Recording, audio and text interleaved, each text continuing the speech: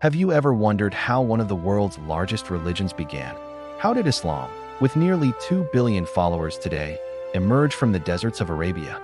Let's journey back in time, to the 7th century, to uncover the story of its origins, a story centered around one man, Muhammad. Our story starts in Mecca, a bustling trading hub in what is now Saudi Arabia. In the year 570, a child named Muhammad was born into the respected Quraysh tribe. But his early life was marked by hardship. His father died before he was born, and his mother passed away when he was just 6. Raised first by his grandfather and then by his uncle, Abu Talib, Muhammad grew up with a reputation for being honest and trustworthy, earning him the nickname Al-Amin, the trustworthy one. As a young man, he worked as a merchant, traveling across the Arabian Peninsula. These journeys exposed him to different cultures and religious traditions, including Judaism and Christianity. He married a wealthy widow named Khadija, who was not only his wife, but also his greatest supporter. Life was stable, but Muhammad felt a growing spiritual unease. He was troubled by the social injustices he saw around him, the greed, the tribal conflicts, and the worship of numerous idols at Mecca's central shrine, the Kaaba. Seeking solitude, Muhammad would often retreat to a cave on Mount Hira, just outside Mecca.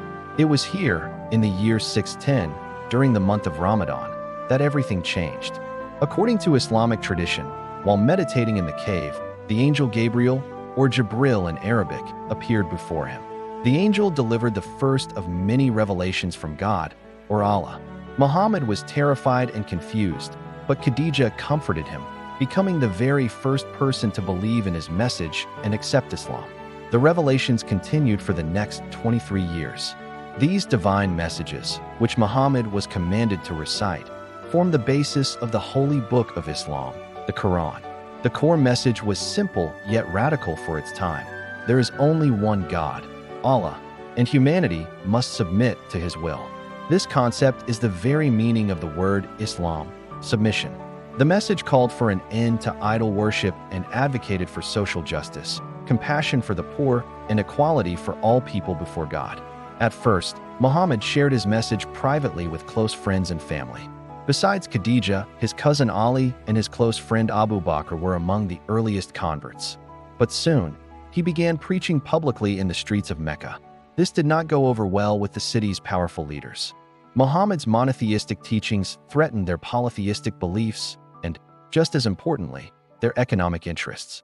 The Kaaba, with its many idols, was a major pilgrimage site, bringing immense wealth and prestige to Mecca's ruling tribes. As Muhammad's following grew, so did the opposition. His followers, many of whom were from the poorer and more vulnerable classes of society, faced persecution, boycotts, and even physical violence. The situation became increasingly dangerous. A pivotal moment came after the deaths of his beloved wife Khadija and his protective uncle Abu Talib in the same year, known as the Year of Sorrow. Without their support and protection, Muhammad and his community were more vulnerable than ever. It was during this difficult time that an invitation arrived from a city to the north, called Yathrib.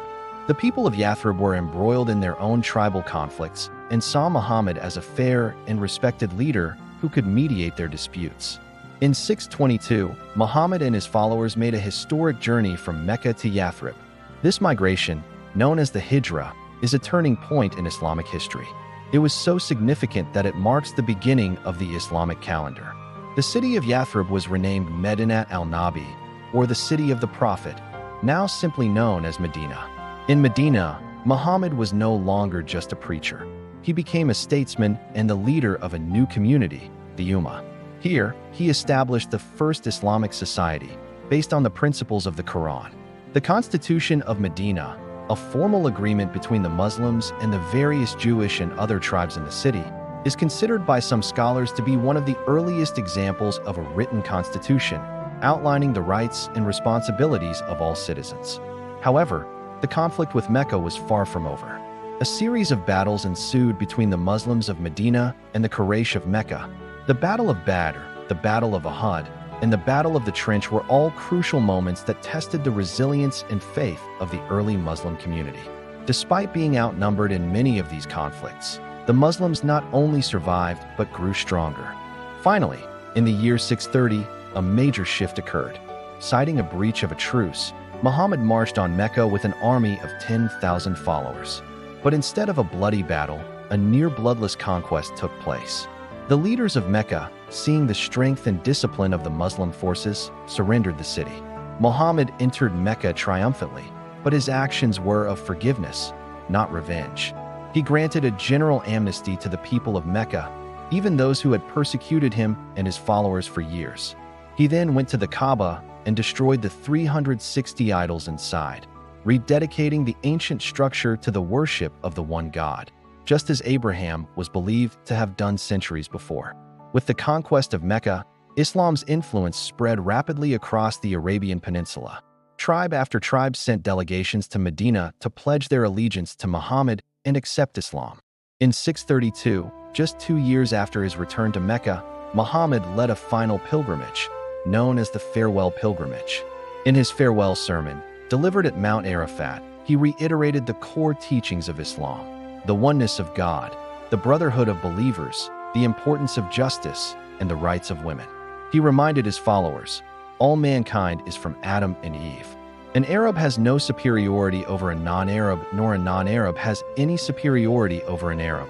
Also, a white has no superiority over a black, nor a black has any superiority over a white except by piety and good action. Shortly after returning to Medina, Muhammad fell ill and passed away in the year 632. His death was a profound shock to the young Muslim community. Who would lead them now? This question led to the first major division in Islam. The majority of the community chose Muhammad's close companion and father-in-law, Abu Bakr, as the first caliph or successor. This group would eventually become known as the Sunni Muslims. A minority, however, believed that leadership should have passed to Muhammad's cousin and son-in-law, Ali. They became known as the Shia Muslims.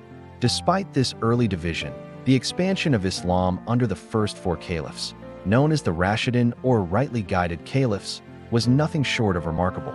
Under Abu Bakr, Umar, Uthman, and Ali, the Islamic Empire expanded far beyond the Arabian Peninsula. Within a century of Muhammad's death, Islamic rule stretched from Spain in the west to the borders of India and China in the east. This rapid expansion wasn't just military, it was also a cultural and intellectual explosion. The Islamic Golden Age, which followed, saw incredible advancements in science, mathematics, medicine, philosophy, and art. Muslim scholars preserved and built upon the knowledge of the ancient Greeks, Persians, and Indians. They gave us algebra, pioneered new surgical techniques, made groundbreaking discoveries in astronomy, and created breathtaking art and architecture. Cities like Baghdad, Cordoba, and Cairo became vibrant centers of learning and culture, attracting scholars from all over the world. From its humble beginnings in a cave on Mount Hira, the message revealed to Muhammad had transformed into a global faith and a thriving civilization that would shape the course of world history for centuries to come. The story of Islam's origins is a powerful tale of faith, perseverance, and community, starting with one man's spiritual quest and culminating in a faith that continues to inspire and guide billions of people across the globe today. It's a testament to how a single idea, rooted in a call for justice and unity, can change the world. Thanks for watching our journey into the origins of Islam. If you found this video insightful, please give it a thumbs up and subscribe to our channel for more deep dives into history and culture. Let us know in the comments what topic you'd like us to explore next. See you in the next video.